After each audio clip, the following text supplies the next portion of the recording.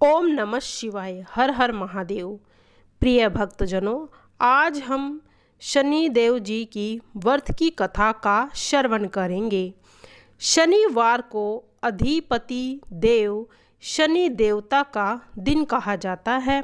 शनि देवता व्यक्ति को उनके कर्मों के अनुसार फल देते हैं, इसीलिए इन्हें न्याय का देवता कहा जाता है। कहते हैं कि शनि की दृष्टि जिस मनुष्य पर पड़ जाए या तो वो राजा बन जाता है या बिल्कुल रंक। शनि की महादशा का सामना कर रहे व्यक्ति को शनिवार का व्रत रखना चाहिए, क्योंकि अगर कर्मों के फलदाता आपके पूजा से खुश हैं तो आपके जीवन से दुखों का अंत हो जाएगा। शनिवार के दिन व्रत रखने से शनि ग्रह दोष समाप्त हो जाता है। भविष्य में आने वाली शनि के प्रकोप से भी बचा जा सकता है। शनि की साढ़े साती और ढैया से छुटकारा मिल जाता है। बिगड़े हुए सभी काम बन जाते हैं। इससे नौकरी और व्यापार में सफलता तो मिलती ही है, इसके साथ सुख समृद्धि, मान सम्मान और धन यश की भी प्राप्ति होती है। तो आइए सुनते हैं कथा। एक समय स्वर्गलोक में सबसे बड़ा कौन के प्रश्न पर 9 ग्रहों में वाद विवाद हो गया। विवाद इतना बड़ा है कि परस्पर भयंकर युद्ध की स्थिति बन गई। निर्णय के लिए सभी देवता देवराज इंद्र के पास पहुँचे और बोले, हे देवराज, आपको निर्णय करना होगा कि हम में से सबसे बड़ा कौन है। देवताओं का प्रश्न सुनकर देवराज इंद्र उलझन में पड़ गए। इंद्र बोले, मैं इस प्रश्न का उत्तर देने में असमर्थ हूँ।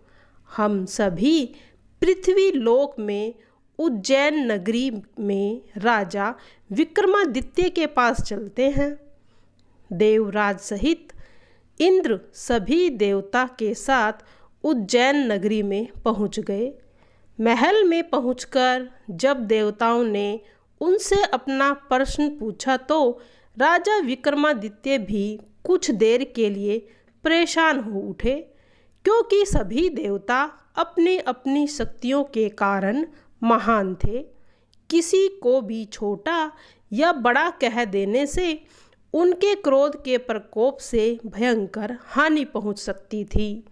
अचानक राजा विक्रमादित्य को एक उपाय सूझा और उन्होंने विभिन्न धातुओं स्वर्ण, रजत, कांसा, ताम्र, सीसा, रागा, जस्ता, अभ्रक और लोहे के 9 आसन बनवाए। धातुओं के अनुसार सभी आसनों पर एक दूसरे के पीछे रखवा कर उन्हें देवताओं को अपने अपने सिंहासन पर बैठने को कहा। देवताओं के बैठने के बाद राजा विक्रमादित्य ने कहा, आपका निर्णय तो स्वयं हो गया। जो सबसे पहले सिंहासन पर विराजमान है वही सबसे बड़ा है। राजा विक्रमादित्य के निर्णय को सुनकर शनि देवता ने सबसे पीछे आसन पर बैठने के कारण अपने आप को छोटा समझकर क्रोधित होकर कहा, राजा विक्रमादित्य, तुमने मुझे सबसे पीछे बैठाकर मेरा अपमान किया है। तुम मेरी शक्तियों से परिचित नहीं हो। मैं तुम्हारा सर्वनाश कर दूंगा। शनि ने कहा, सूर्य एक राशि पर 1 महीने, चंद्रमा 2.25 दिन, मंगल 1.5 महीने, बुध और शुक्र 1 महीने, बृहस्पति 13 महीने रहते हैं, लेकिन मैं किसी राशि पर 7.5 वर्ष तक रहता हूँ। बड़े बड़े देवताओं को मैंने अपने प्रकोप से पीड़ित किया है।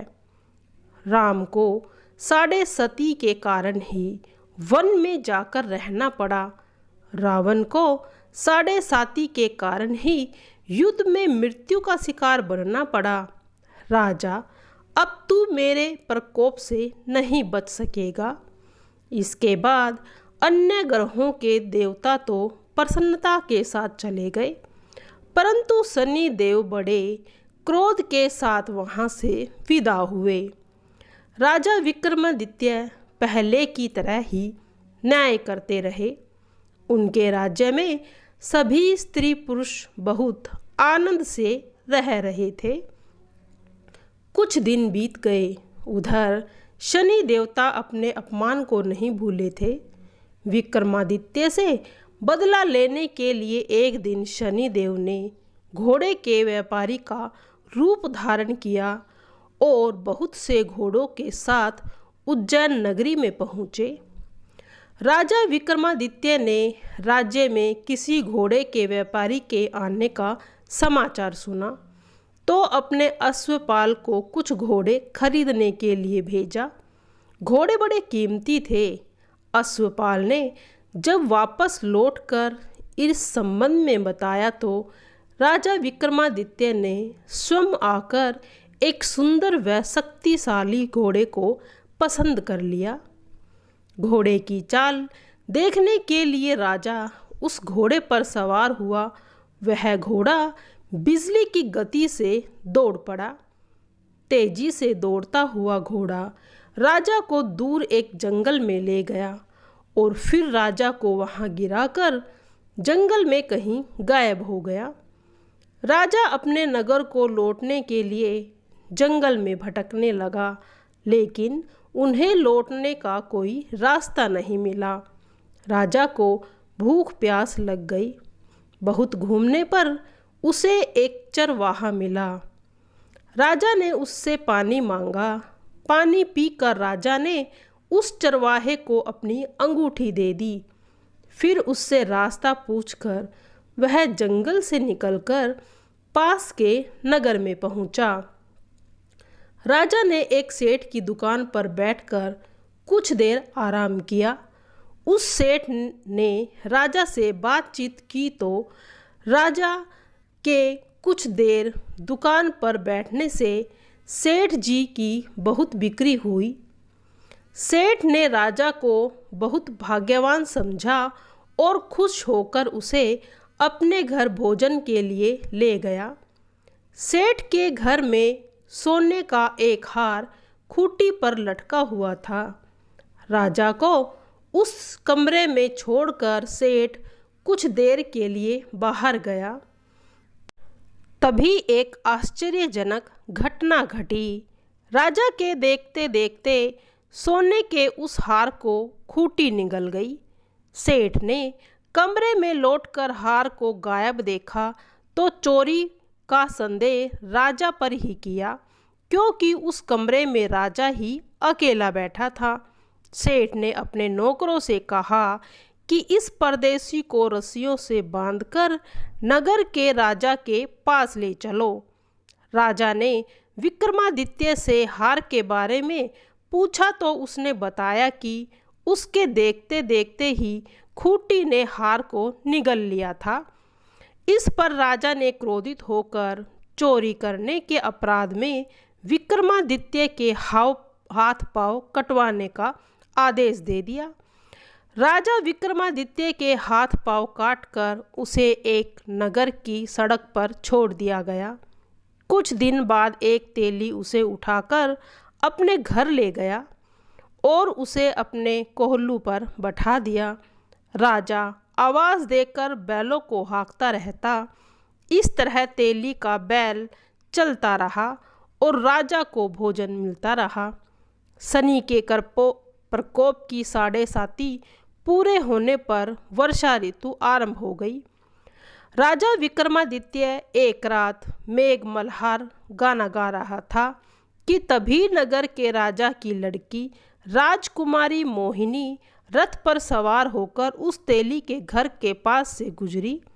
उसने मेघ मल्हार गाना सुना तो उसे बहुत अच्छा लगा और दासी को भेजकर गाने वाले को बुलाकर लाने के लिए कहा। दासी ने लौटकर राजकुमारी को अपंग राजा के बारे में सब बता दिया। राजकुमारी उसके मेघ मल्हार से मोहित हुई। अतः यह सब जानकर भी अपंग राजा से विवाह करने का निश्चय कर लिया। राजकुमारी ने अपने माता पिता से जब यह बात कही तो वे हैरान रह गए। रानी ने मोहिनी को समझाया, बेटी, तेरे भाग्य में तो किसी राजा की रानी होने का लिखा है, फिर तू उस अपंग से विवाह करके अपने पाँव पर कुल्हाड़ी क्यों मार रही है। राजकुमारी ने अपनी जिद नहीं छोड़ी। अपनी जिद पूरी कराने के लिए उसने भोजन करना छोड़ दिया और प्राण त्याग देने का निश्चय कर लिया। आखिर राजा रानी को विवश होकर अपंग विक्रमादित्य से राजकुमारी का विवाह करना पड़ा। विवाह के बाद राजा विक्रमादित्य और राजकुमारी तेली के घर में रहने लगे। उसी रात स्वप्न में शनि देव ने राजा से कहा, राजा, तुमने मेरा प्रकोप देख लिया, मैंने तुम्हें अपने अपमान का दंड दिया है। राजा ने शनि देव से क्षमा करने को कहा और प्रार्थना की, हे शनि देव, आपने जितना मुझे दुख दिया अन्य किसी को मत देना। शनि देव ने कुछ सोचकर कहा, राजा, मैं तुम्हारी प्रार्थना स्वीकार करता हूँ।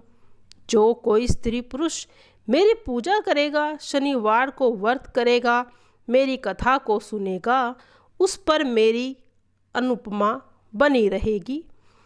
राजा प्रातःकाल राजा विक्रमादित्य की नींद खुली तो अपने हाथ पैर देखकर राजा को बहुत खुशी हुई। उसने मन ही मन शनि देव को प्रणाम किया। राजकुमारी भी राजा के हाथ पांव सही सलामत देखकर आश्चर्य में डूब गई। तब राजा विक्रमादित्य ने अपना परिचय देते हुए शनि देव के प्रकोप की सारी कहानी सुना दी। सेठ को जब इस बात का पता चला तो दौड़ता हुआ तेली के घर पहुंचा और राजा के चरणों में गिरकर क्षमा मांगने लगा। राजा ने उसे क्षमा कर दिया क्योंकि यह सब तो शनि देव के प्रकोप का कारण था। सेठ राजा को अपने घर ले गया और उसे भोजन कराया।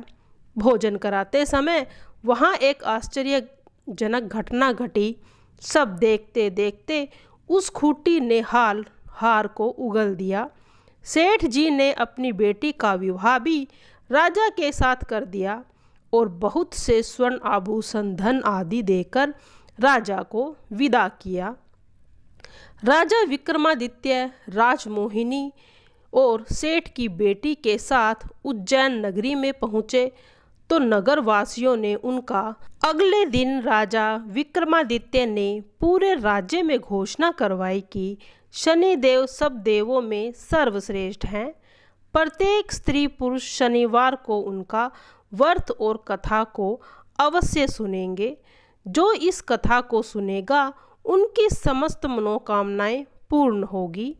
अब आइए सुनते हैं शनिदेव जी की आरती।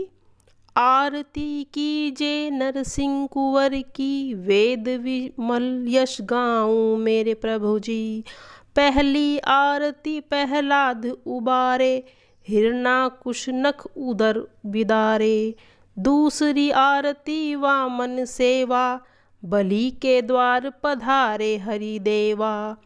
तीसरी आरती ब्रह्मा पधारे, सहस बाहु के बुझा उघारे।